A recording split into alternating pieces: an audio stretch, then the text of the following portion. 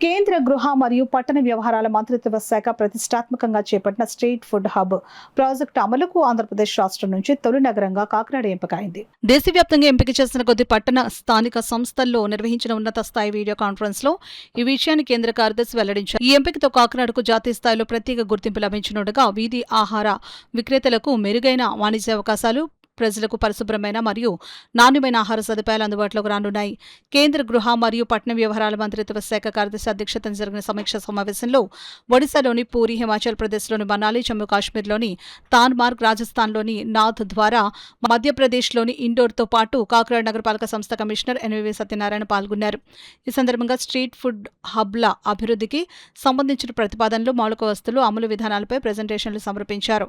సమావేశంలో మాట్లాడిన కమిషనర్ ఎన్వీవీ సత్యనారాయణ కేంద్ర ప్రభుత్వం నిర్దేశించిన మార్గదర్శకాల మేరకు కాకినాడలో స్ట్రీట్ ఫుడ్ హబ్ ఏర్పాటుకు చర్యలు ప్రారంభించామని తెలిపారు.